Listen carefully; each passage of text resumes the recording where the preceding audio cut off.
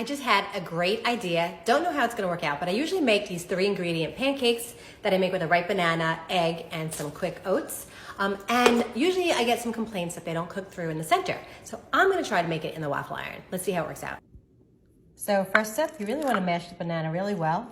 And I like using a riper banana because it's sweeter and it just tastes better.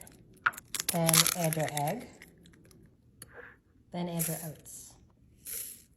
Then give this a good mix. If it's too wet, I'll just add a little more oats. Okay, adding another tablespoon.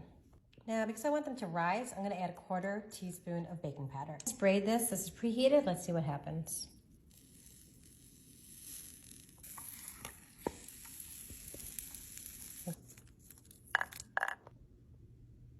Drizzle of some maple syrup.